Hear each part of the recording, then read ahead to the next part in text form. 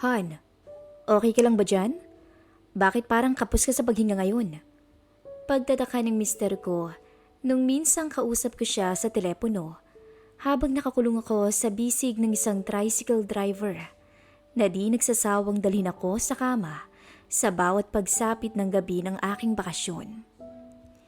Hindi ko naman magawang tanggihan dahil sadyang pati ako ay nahumaling na rin sa nakaw naming sandali. Ngunit akala ko isang lalaki lang ang kaya kong bigyan ng pagkakataon. Kahit hindi ko asawa. Ngunit nagkamali ako. Dahil ang katulad kong edukada at matinong babae ay magagawang maging madumi pala para lamang sa kanila. Itago niyo na lang ako sa pangalang Brenda. 29 years old. May taas na 5'5". May asawa at may isang anak na lalaki na nasa elementarya. Nagtatrabaho ako bilang teller dito sa isang bangko sa Canada. Maraming nagsasabi na kahawig ko raw sa muka si Maha Salvador na medyo matangkad ng kaunti. Hindi ko alam kung totoo pero ang alam ko lang, marami pa ring lalaki sa opisina ang gustong manligaw sa akin kahit alam nilang kasal na ako. 8 years nang nanirahan ako dito sa Canada, kasama ang pamilya ko. Hindi ko alam kung tama bang ibahagi ko sa inyo ang kakaibang karanasan ko nung minsang magbakasyon ako sa Pinas. Hindi ko pa rin kasi makalimutan ang sandaling nagkaroon ako ng lihim sa aking asawa. Tungkol sa namagitan sa amin ng isang tricycle driver na pamangkin ng mister ko. Year 2016, nang magbakasyon ako sa Pilipinas, nang minsang magkaroon ako ng 1-month vacation sa aking trabaho. Gusto ko rin kasing mabisita ang pamilya ko at ang pamilya ng asawa ko na nasa Laguna rin pareho. Han, ayaw mo ba talagang sumama ako? Baka magulat na lang sila dun sa Laguna bakit hindi kita kasama. Dismayadong tanong ko sa asawa kong 48 years old. Oo, tama kayo ng narinig. Malayo ang age gap namin ng asawa ko. Kahit ganoon, wala naman akong pinagsisisihan na pinakasalan ko siya. Lalo't nabigyan niya naman ako ng isang anak na lalaki sa kabila ng edad niya. Masikaso din at mabait ang asawa ko. Kaya napakaswerte ko sa kanya. Pero isang bagay lang ang naging problema ko simula nang magpakasal kami. Yun ay ang kakulangan niya sa usaping kama. Hindi niya na ibibigay madalas yung hinahanap kong alapaap. Madalas siyang sumuko agad, dahil na rin siguro sa edad at sa rayuman niya. Iniintindi ko na lang din dahil choice ko rin naman na mag-asawa ng may edad na. Huwag mo akong alalahanin dito, Han. Bastang isipin mo, mag-enjoy ka lang sa bakasyon mo. Tsaka huwag mong kalimutan yung padala kong pasalubong sa bahay at pati na rin yung sapatos si Jeric na Nike. Pangarap niya daw yun pang basketball sa liga nila. Si Jeric ay ang paboritong pamangkin ng mister ko. Napansin kong masyado silang close nung huling nagbakasyon kaming mag-asawa sa Pinas. Kaya hindi na ako nagtataka kung bakit lagi niya itong pinapasalubungan ng mga damit o mga gamit. Medyo may pagkapilyo din to. At maraming tattoo sa braso. Pero aminado kong may itsura at maganda ang pangangatawan ng binata. Nasa edad 24 na siya at kasalukuyang namamasada ng tricycle at nakikipagsapalaran sa kalsada. Okay, Han. Pero bagong flight ko, baka pwede ka ngayong gabi. Hiling ko sa mister ko. Sure, Han, ikaw pa ba? At bago pa nga ako makauwi sa Pinas, ay sinulit namin ang gabing yun. Ngunit di ko inakalang magiging bitin para sa akin ang gabing yun. Dahil na rin sumuko agad ang mister ko. At natulog na ng mahimbing. Bigla daw kasing sumama ang pakiramdam niya. Isang linggo na akong nasa Pinas noon. Tuwang-tuwa ang pamilya ko sa pasalubong ko. Nakapasyal na rin kami sa iba't ibang lugar.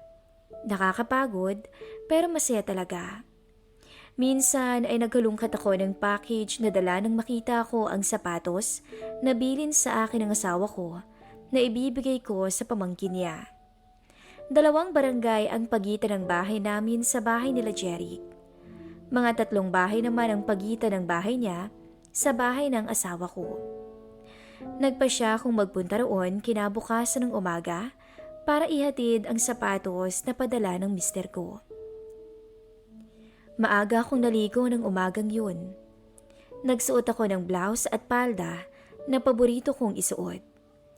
Nagpahatid ako sa kapatid ko papunta kila Jeric. Mabilis lang ang naging biyahe.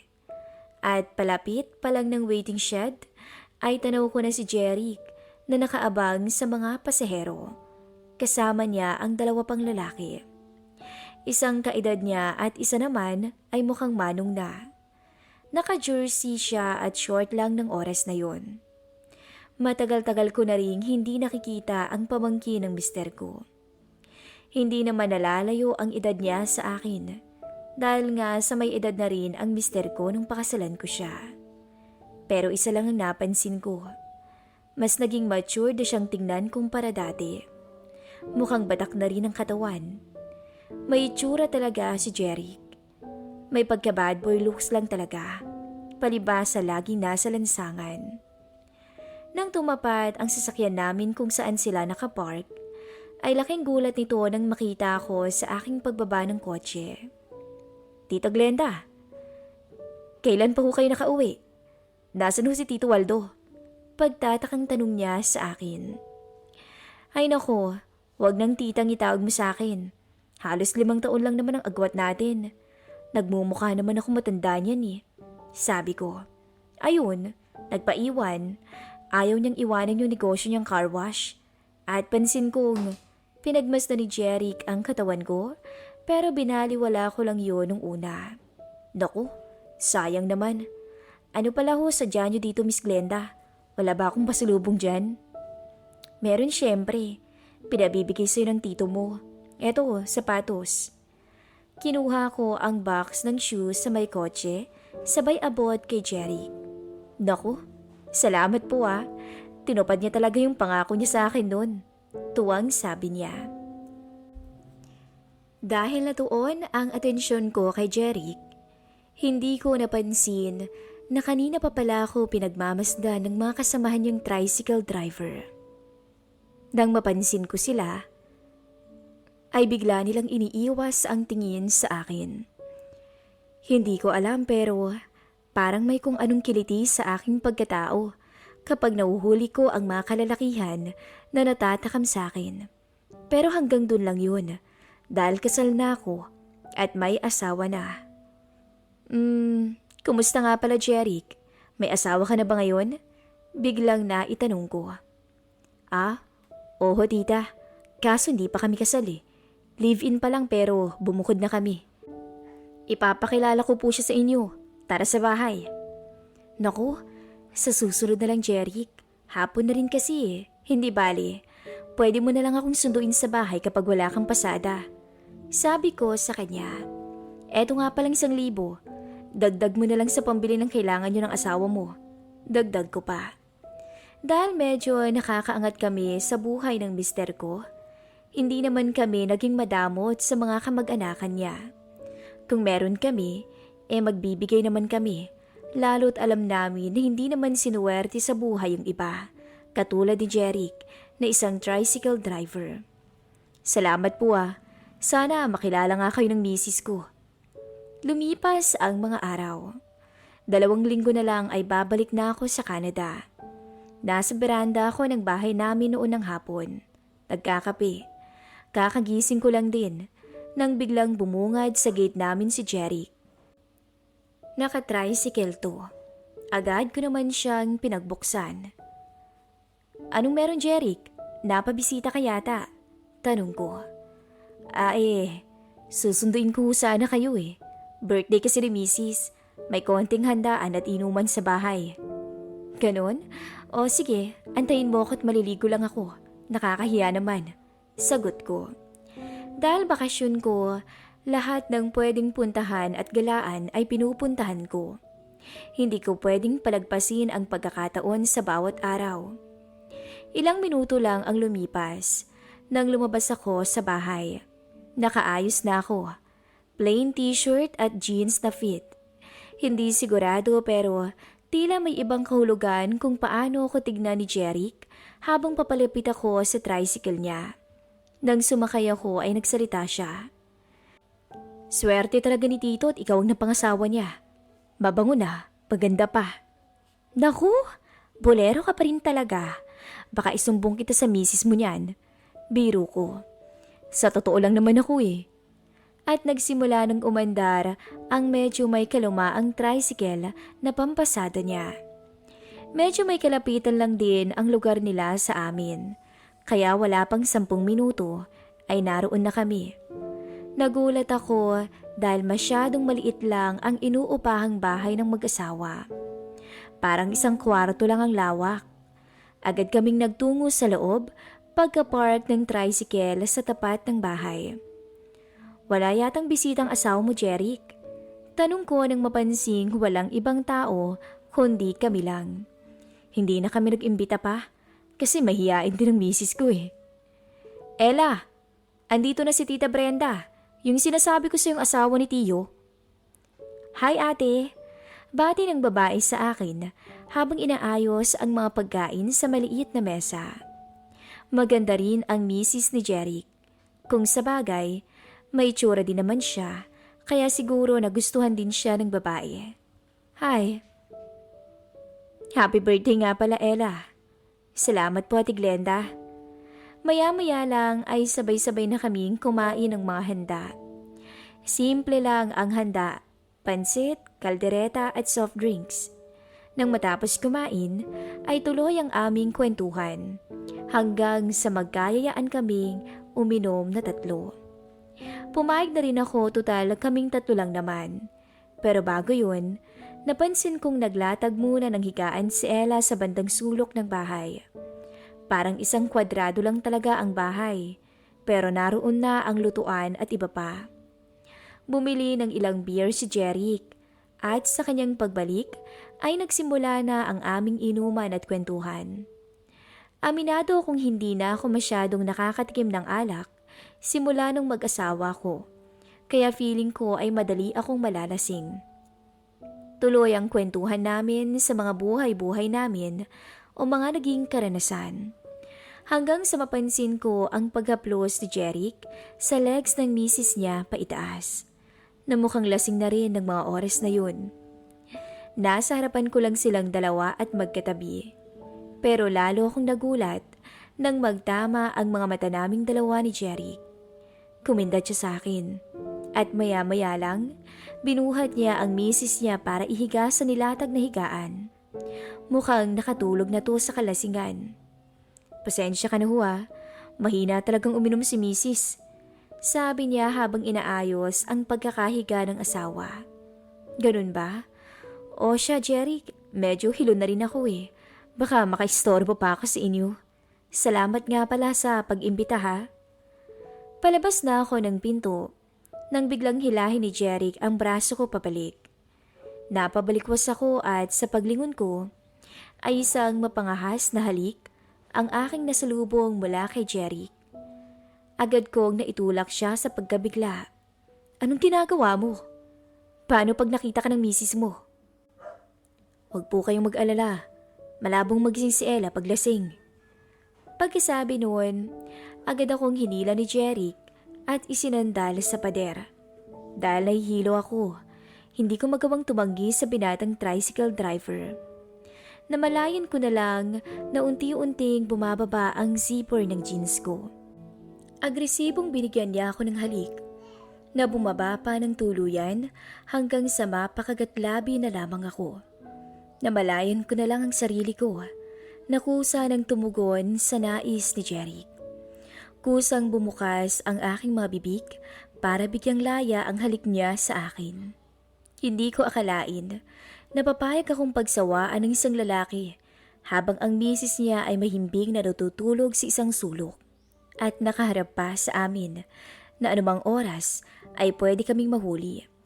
Sa puntong yun, hindi ko inasahan ang pamangkin ng asawa ko ang pumuno sa pagkukulang niya sa kama. Halos himatayin ako sa kaba na baka magising ang misis niya, lalo na nang buhatin ako ni Jeric habang nakasandalo sa pader. At di ko talaga makakalimutan ang mga sandaling yun. Sa paglipas ng oras ay kapwa kami na kontentong dalawa. Agad akong hinatid ni Jeric sa bahay at bago magpaalam ay kinausap ko siya. Ikaw ha, pilyo ka rin. Porket lasing ako, sinamantala mo naman ang pagkakataon. Nakangiti kong sambit sa kanya. Sa totoo lang, wala namang dapat akong ikagalit dahil ako man ay nag-enjoy din. Pasensya na ho kayo. Sa totoo lang, matagal ko na kayong type eh. Simula pa lang nung pinakilala ka ni Tito sa akin noon. Kahit may gusto ka sa akin, Jeric, hindi pwede. Parehas tayong merong asawa. At alam natin na mali ang lahat ng to. At pag nalaman to ng tiyo mo, parehas tayong mananagot at masisira ang pamilya. Naiintindihan ko po, pero sana maulit pa yung nangyari sa atin. Kahit hanggang ngayong bakasyon mo lang sana. Sige na nga. Pero promise me na sa atin lang to. At kapag nakauwi na ako ng Canada, ay kakalimutan na natin ang lahat, okay? Dumaan ang araw. At halos wala pang 2 araw ay nariyan na naman si Jeric na bumubusina sa tapat ng gate. Inaanyayahan ako na mamasyal dahil hindi daw siya mamamasada nung araw na yun. Oh, mismo agad ako? Baka naman hindi ka na nakatulog kakaisip ha? Biro ko sa kanya. Pero ang totoo, ako yung hindi makatulog. Dahil nakakahiyamang aminin, ay nahanap-hanap ko yung gabing inalipin niya ako sa mismong bahay nila. Sobrang namiss kita, Glenda. Medyo kinilig ako nang tawagin niya ako sa pangalan ko nang may ngiti sa labi. Talaga lang ha? Hindi ba dapat yung misis mo ang pinapasyal mo, hindi ako? Sawa na siya sa kakapasyal, kaya naisip ko na ikaw naman ang ipasyal ko at ituring na asawa. Nakangiting biro niya. Pilyo ka talaga. Sa totoo lang, attracted ako sa istruktura ng brusko niyang katawan. Yun din siguro ang dahilan kung bakit ako pumayag agad na may mangyari sa amin. Halos ilang oras din kaming namasyal sa kung saan-saan. Nag-enjoy ako, lalo't mahangin ang hapon na yun. Hanggang sa... hindi yata to yung daan papunta sa atin, Jerica. Opo. Hindi ko nga pala nasabi sa'yo. Na-attend tayo saglit ang birthday ng kasamahan kong driver. May konting inuman at handa siya. Gusto kitang ipakilala sa kanila, okay lang ba? Ano pa nga bang magagawa ko? Sabi ko sa kanya. Medyo tago at liblib na lugar ang pinuntahan namin. Maraming bisita pero nung medyo gumabi na ay sabay-sabay din namang nagsiuwian. Hanggang sa kaming 4 na lamang ang natira. Nagsimula na nga ang inuman. Naiilang man ako dahil puro lalaking kasama, ay mabilis din akong nakapag-adjust dahil mababait naman yung 2 katrabaho ni Jeric. Magaling din silang magpatawa. Nakilala ko si Noel. Payat at parang hindi kayang magbuhat ng timba. Dati daw itong construction, kaso hindi daw siya nagtagal dahil hindi kaya ng katawan niya. Walang nobya dahil puro busted ang inaabot. Si Ben, 23 years old, pero mukhang manong na kaya't wala ring nobya. Hindi gwapo, maitim, at mukhang 40 na. Puro busted din ang inabot sa mga nililigawan. May kanya-kanya silang kwento ng buhay na talaga namang nakakaantig pakinggan. Hanggang sa tuluyang nalasing ako. Medyo naging madaldal at bastos na rin ang mga kwento ko. Yung mga naging karanasan ko sa lalaki at pati usaping kama ay naikwento ko rin sa kanila. Alam kong sa aking pagkukwento ay naapektuhan ng kanilang pagiging matinong lalaki.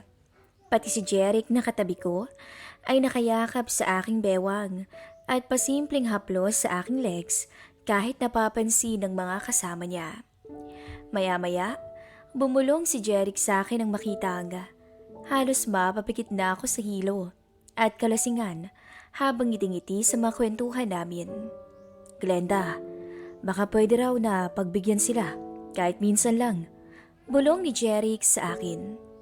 Hindi ko alam ang magiging reaksyon ko ng mga oras na yon. Pero dahil sa inuman, biglang nag-alab ang aking damdamin. At dahil na rin sa kaisipan at kuryosidad na silang tatlo, ay aking makakapiling sa nako na sandali. Sa huli, pumayag ako na dalhin ako sa kama ng 3 tricycle driver. Alam kong hindi lang dahil sa kalasingan, kundi dahil sa kagustuhan na bigyang laya ang sarili ko para sa isang panibagong karanasan. Sa madilim na kwarto na tanging liwanag lang ng buwan ang nagsisilbing ilaw, ay halos makalimutan ko ang sarili ko sa natatamasang alapaap. Hindi ko maawat ang gigil nila sa akin at halos mapayakap ako ng mahigpit sa bawat isa sa kanila. Nang gabing yun ay nasubok ang aking limitasyon. Naging hindi pangkaraniwan ang naging karanasan ko sa aking bakasyon sa Pinas. Magkahalong saya at konsensya ang aking naramdaman. Ang pagiging tapat at matinukong babae ay pansamantalang naisantabi. Bago ang flight ko, pinuntahan ako ng 3 sa bahay. Nagpasalamat sila sa akin. Ang bait ko raw, kaya nangako silang hindi nila ipagsasabi ang mga nangyari. Mababait naman sila, kaya tiwala akong magiging lihim ang lahat ng yun. Hindi ko alam kung anong iisipin niyo sa akin. Siguro, masyado akong naging mahina bilang babae. Pero handa akong pagbayaran lahat kung sisingilin ako sa aking pagkakasala. Hanggang dito na lang po ang aking kwento at paalam.